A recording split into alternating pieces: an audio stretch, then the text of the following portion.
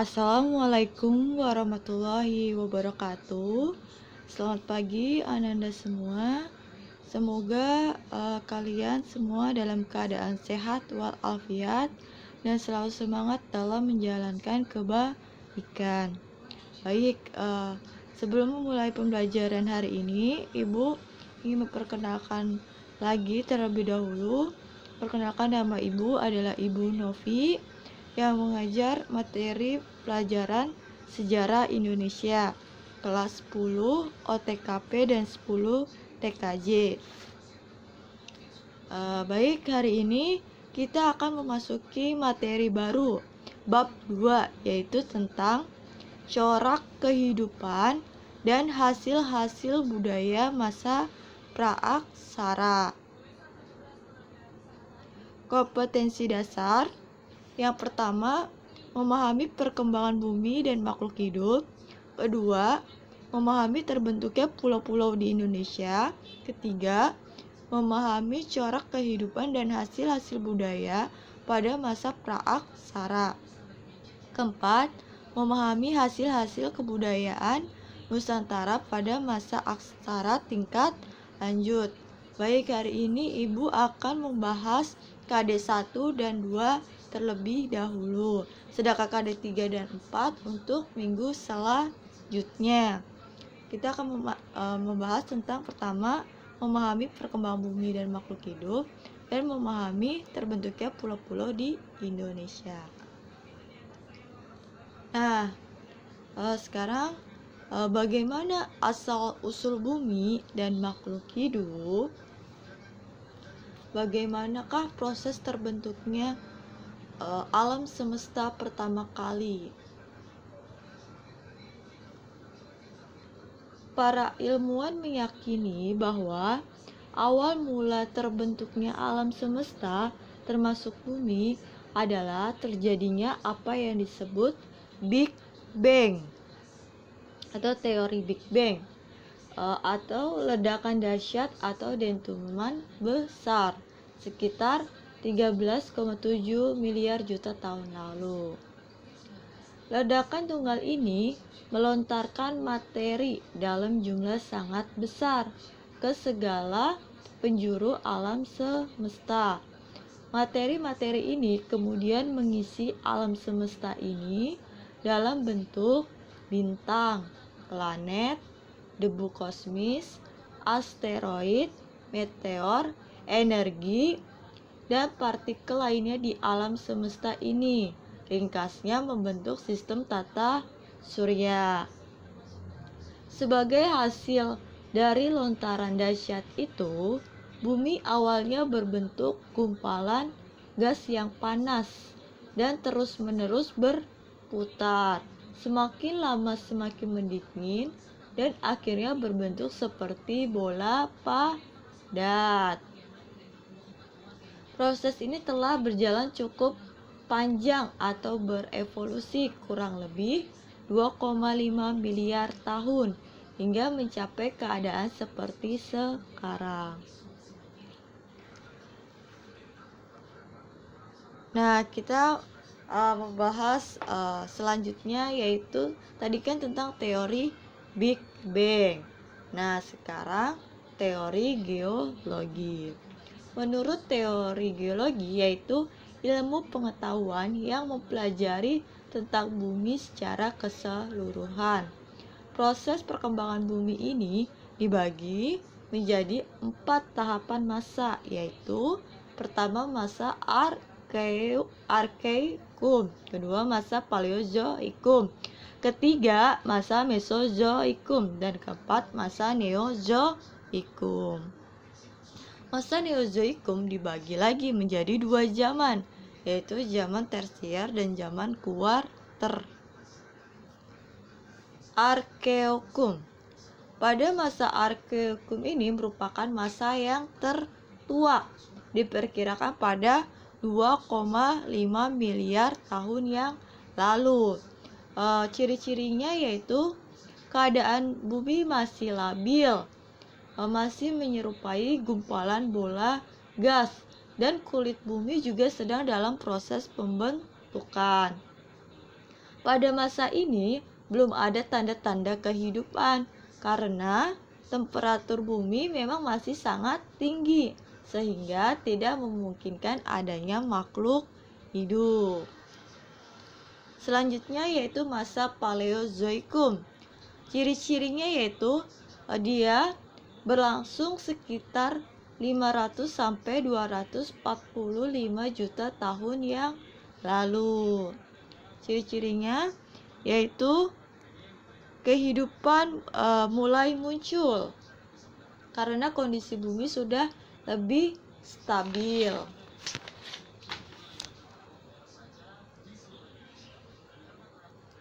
Yang kedua, munculnya mikroorganisme. Terus ada ikan juga, ada amfibi, reptil, dan binatang lain yang tidak bertulang belakang. Masa ini dinamakan pula dengan masa zaman Premier, yaitu zaman kehidupan pertama.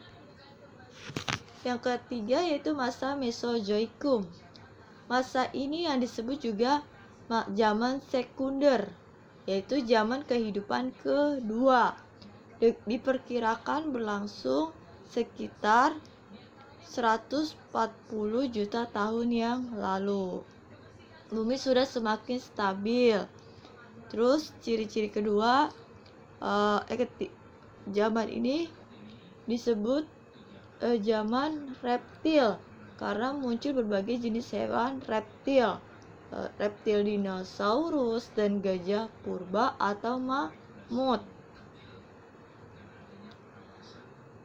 Terus yang ketiga, akhir masa ini mulai muncul jenis mamalia.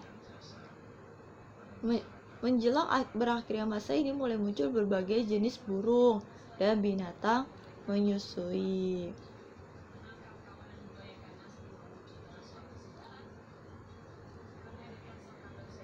Atau mamalia. Terus yang keempat yaitu ada masa Neozoikum. Masa Neozoikum sekitar 60 juta tahun yang lalu. Pada masa ini hewan berukuran besar sudah mulai jauh berkurang. Binatang besar-besar sudah mulai berkurang.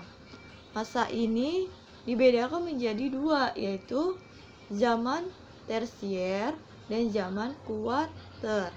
Zaman tersier ini berlangsung sekitar 60 juta tahun yang lalu. Hal terpenting pada zaman ini adalah munculnya jenis primata seperti kera. Sedangkan yang kedua yaitu zaman kuarter. Zaman kuarter ini dibedakan lagi menjadi dua kala, yaitu kala Pleistosen atau Diluvium dan kala Holosen atau Aluvium. Pada kala Pleistosen diperkirakan manusia purba mulai muncul, dan pada kala Holosen manusia purba telah berkembang lebih sempurna lagi, yaitu jenis Homo sapiens dengan ciri-ciri seperti manusia sekarang.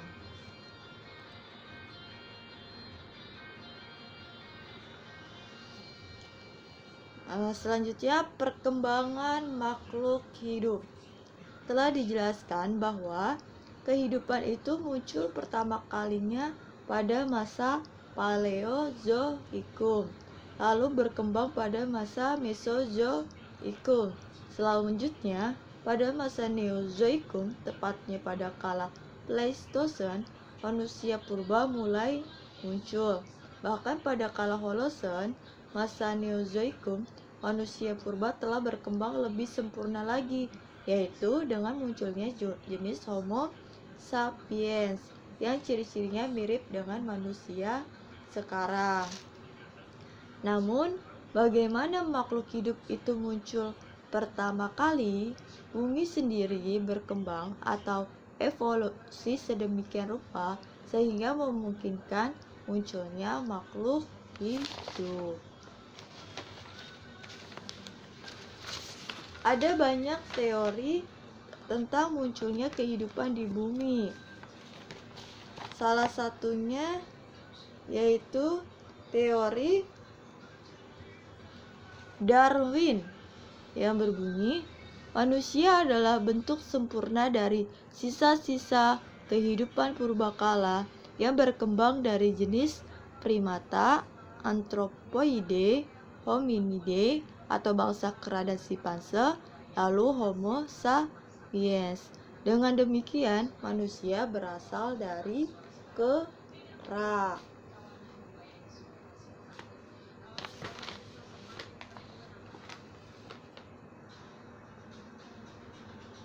Kita dapat melihat gambarnya.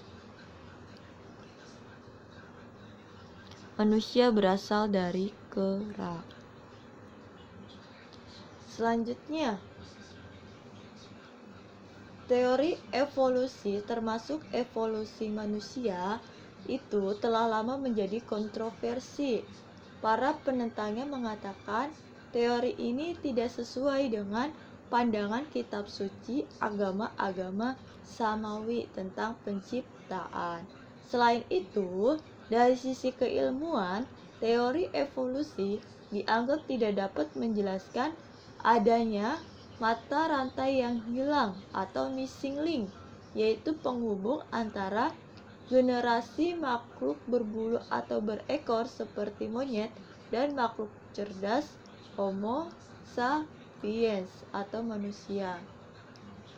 Para penentang teori evolusi umumnya mendukung konsep kemunculan seketika makhluk hidup tanpa ada kaitannya dengan semacam leluhur yang lebih primitif atau teori kreasionisme.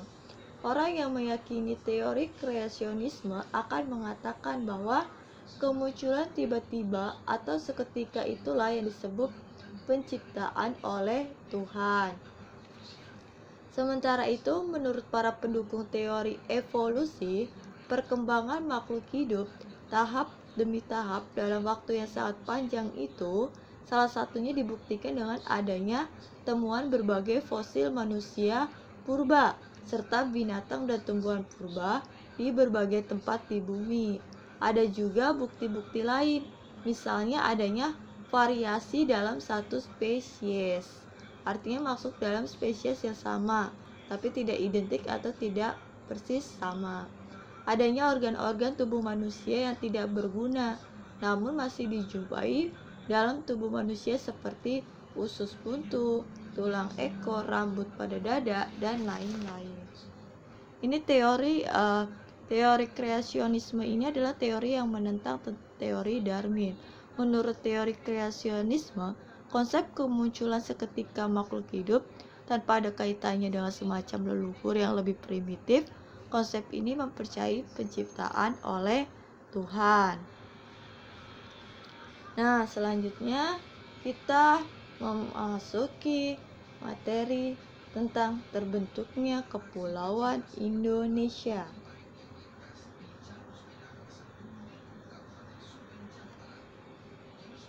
Secara umum, kendati telah memungkinkan muncul dan berkembangnya manusia purba pertama, keadaan alam bumi pada kala Pleistosen, masa Neozoikum, belum sepenuhnya stabil. Meski demikian, perkembangannya jauh lebih baik dibandingkan masa-masa sebelumnya. Ketidakstabilan itu disebabkan 3 faktor utama, yaitu adanya perubahan bentuk daratan akibat gerakan tenaga endogen dan eksogen. Kedua, perubahan iklim berupa es yang mencair dan atau membeku yang mengakibatkan perubahan suhu bumi dan luas daratan.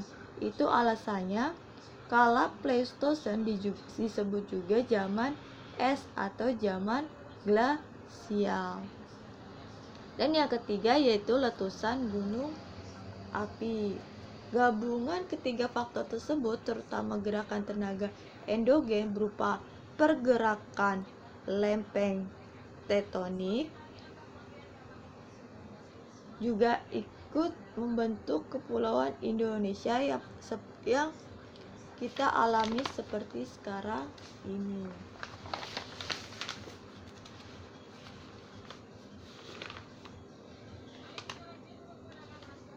Pergerakan lempeng tektonik diyakini memberikan pengaruh paling besar terhadap terbentuknya kepulauan Indonesia.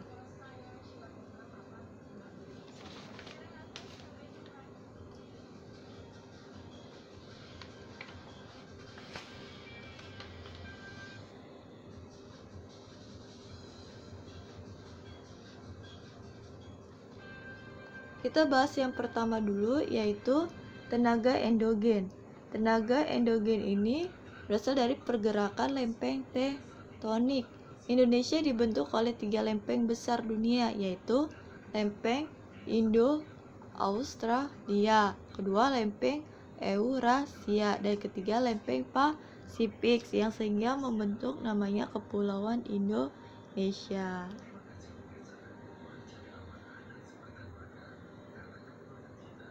Kedua, tenaga eksogen. Tenaga eksogen itu berasal dari 3 sumber, yaitu yang pertama atmosfer, yaitu perubahan suhu dan angin. Kedua, air, yaitu bisa berupa aliran air, siraman hujan, hempasan gelombang laut, glister, dan sebagainya. Yang ketiga yaitu organisme, yaitu berupa jasad renik, tumbuh-tumbuhan, hewan, dan manusia. Dan yang ketiga yaitu perubahan iklim.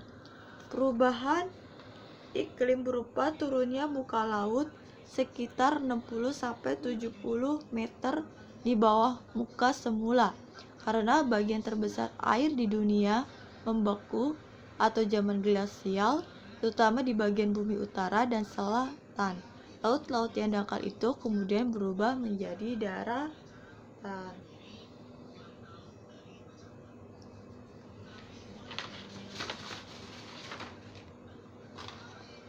Yang keempat yaitu letusan gunung api. Keadaan alam yang belum stabil tampak dari adanya letusan gunung api. Hal itu juga dapat dijelaskan sebagai berikut. Lempeng tektonik itu berupa massa batuan yang sangat besar, dan karena itu energinya besar pula. Lempeng-lempeng yang terus bergerak ini pada suatu saat mengalami gesekan atau benturan yang cukup keras, yang dapat menimbulkan gempa, tsunami, dan meningkatnya kenaikan magma ke permukaan bumi. Itulah juga sebabnya Kepulauan Indonesia rentan mengalami kejadian gunung meletus, gempa bumi, dan tsunami. Nah, sekian dari Ibu, cukup materi hari ini. Kita membahas tentang KD 1 dan KD 2 saja. Sekian dan terima kasih. Wassalamualaikum warahmatullahi wabarakatuh.